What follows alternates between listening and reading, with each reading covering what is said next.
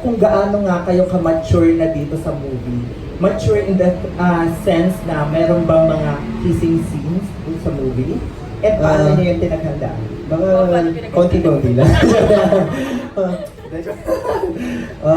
I think mature, Pinaghandaan. I think mature in the sense of experience in life. The ups and downs that they went through, that's what made them mature. Kaya sinasabi namin, it's a mature role. Yeah, I can't explain it any further than that. To direct, anything you would like to add?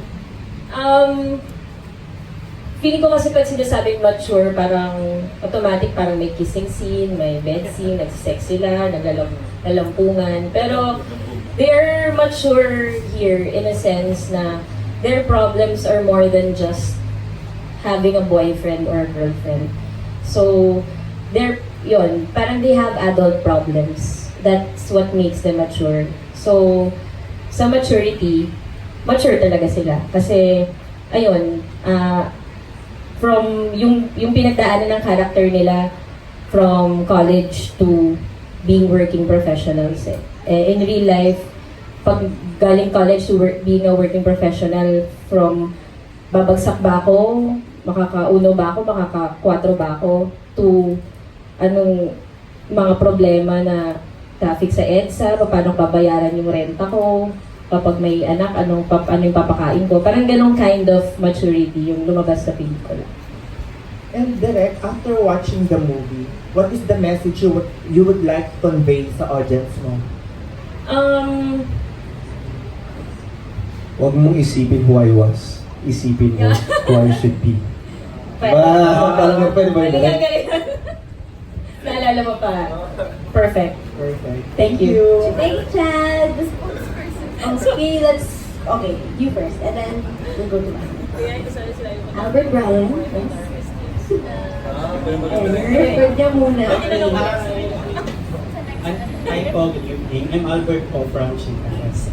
To you direct, bakit po pala nagbago yung title from Spolarium to Alone Together? Yung Spolarium, it was a working title. Parang feeling ko during the course of the movie, parang hindi na apt yung Spolarium to convey the story of these two people. So, parang yung Spolarium kasi parang meron ng, parang pag narinig ko yung Spolarium, parang meron ang bigat ng social responsibility na ang isang pelikula ay ipapangalanan mo Spolarium. So, we chose a title na tungkol sa story ni Christina Treff, which is Alone Together. When you wrote this story, nasa goal na rin po ba ninyo na dapat ako rin yung magdi-direct for this movie? Pag nagsusulat ako, usually iniisip ko ako yung magdi-direct. So, pero may nasulat na rin naman ako na hindi ako yung nag-direct. Pero every time I write, parang iniisip ko ako yung magdi-direct para yung complete experience yung pagsusulat ko. Ayun.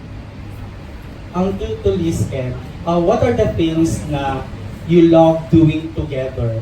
And what are the things na you would rather do it alone and not with Enrique or not with Liza? Okay, I'd rather shop alone. Sorry pero si Ken, siya po yung babae sa relationship na to. Like, pag nag-shop kami, ako 15 minutes done. Hindi ako nag-fit. Wala. Andun lang ako. Tapos, Parang alam niya na kagad kung ano gusto niya. tapos, sa labas ako mag-aantay, nakaganon lang. Siya hindi ako OA po. 1 hour and 30 minutes. May one time, naka 2 hours siya. Nakakainis siya kasama mag-shopping. Kasi pag nag-fit siya, ayaw kong pasalitain. Pag nag-fit siya, tatanungin niya sa akin, oh, maayos ba to? Tapos sasabihin ko, oo, yan, maayos, maganda. Tapos parang hindi parang Tapos siguro mga 15 minutes niya titignan yung isang outfit lang sa mirror. Lalakad-lakad pa siya, ganyan. Tapos, di ba sinabi kong maganda, hindi niya kukunin. Lalo na pag kunwari gandang-ganda ako sa isang outfit, hindi niya kukunin talaga. Pero pag sinabi kong hindi maganda, yun yung kukunin niya. Tapos minsan reverse psychology, baliktad pa rin. Nakakainis. Explain! Ken, bakit? Hindi, kasi naman ako, syempre kung bibili ako, gusto ko sigurado na kasya sa akin. Kaya Tapos di mo naman sinusuot. Namin mong binibili, di mo Sinusuot ko. sinusuot. Kaysa naman ikaw minsan binibili mo, sa kakamadali mo, hindi kasya. Oh. So, At least nabibigay ko sa mga kasama ko sa bahay.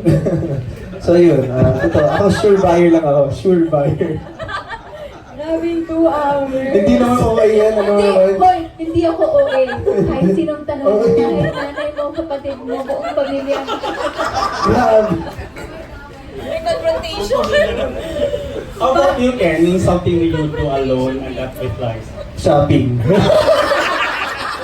Kasi kontrabida to sa shopping, kaya gusto ko na, bagay sa akin to. Ken, hindi. So ugly. Na-hurt naman ako kasi gandang-ganda ako eh. So, Kasi taste mo minsan exotic eh. Hindi ko alam kung nagjo-joke siya na gandang-ganda siya. As in, direct, gusto niya yung mga makulay na, well, bagay naman sa balat niya, pero hindi, feeling, gusto niya mag-explore minsan, parang hindi siya. Yun. adventures. Ayun, ano ba? Gusto mo together. Yeah, together. Movies. Love watching movies with her. Really? Ano naman? Parang, Ano ba kasama ko lagi man? hindi, I mean, pero nag-enjoy ka ba kasama mo? Oo naman. Siyempre. Movies.